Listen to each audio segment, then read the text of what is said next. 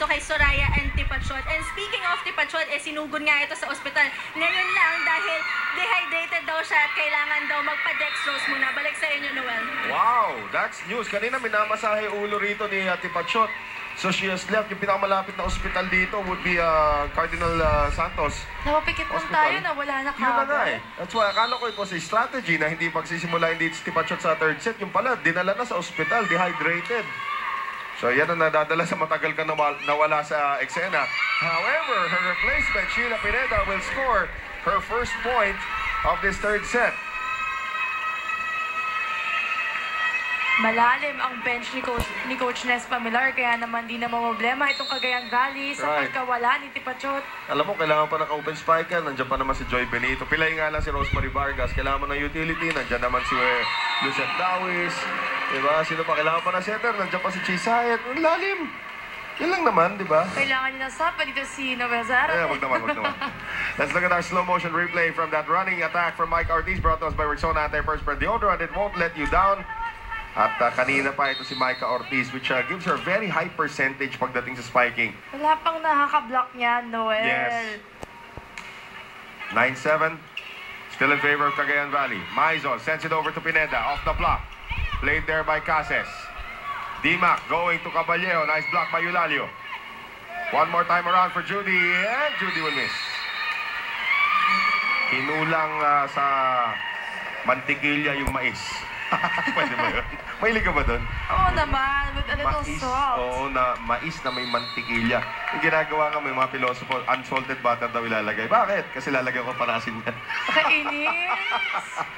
Here's Dimac, running attack. At sinabi mo nga yan kanina, Michelle, wala pa nakapagpigil sa running attack ni Micah Ortiz.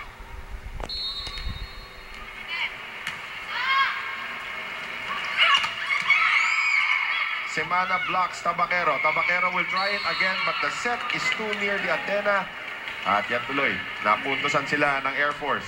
With the help of the antenna. Yun nga. Sagabal talaga yung antenna yan, ano? Dapat, napag-usapan natin ito dati, Noel. Tinatanggal na dapat yan eh. Oo.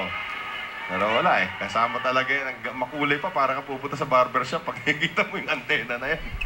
Here is Janela. Soraya trying to go deep and it works. Pangiti-ngiti lang tong batang to, pero ang tapang din yan maglaro, ha? At magulang, hindi lang siya set ng set, marunong din siya mag-drop. And yung service niya, ito nga, 15% of her services talagang puntos. Oo. Let's see if she can add to that. Good serve, good reception though by Abanto. Camote. And that just barely made it in. Soraya trying to set up ito si Tabaquero. Had to push Maizo out of the way.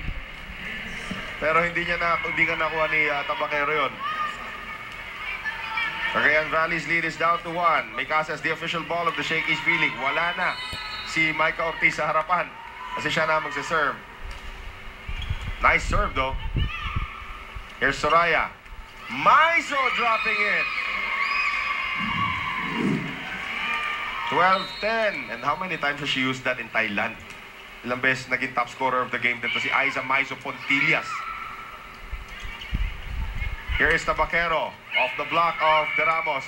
De Ramos tries to keep it alive pero nandun si Pau Soriano.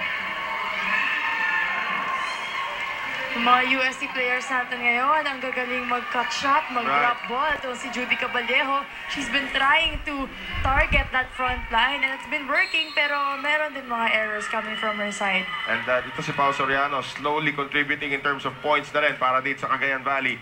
Eulalio serving. Dimac going to Wendy. One more time around. Dimac this time bumalik. Papunta rito kay Caballero. Hindi na masasagip yan ng Air Force. The net defense para naman dito sa kupunan ng Rising Suns. Very, very good dito sa ating third set.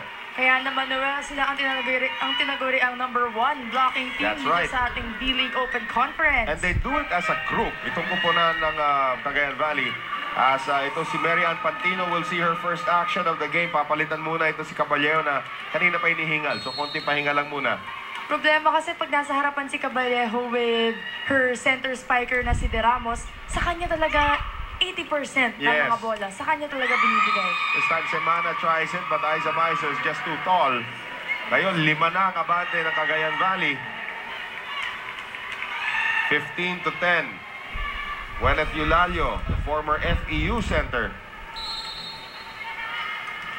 Na-enroll pa rin sa FEU. Di lang ang naglalaro sa varsity. Maraming ganyan dyan. Like Rosemary Vargas, actually, I believe, is only on her 3rd year. She's Yes. no longer with the varsity. Tama. 3rd year pa lang yan. Right. And the Pantino getting it across. Aiza Maizo. Coverage is there. Pantino keeping it alive. And Dre has to give it up. Soraya ngayon, going back to Aiza. Alam niyang gutay-gutay pa ang depensa ng Air Force. Tinira na niya. And now a 6-point lead for Cagayan Valley against the Philippine Air Force.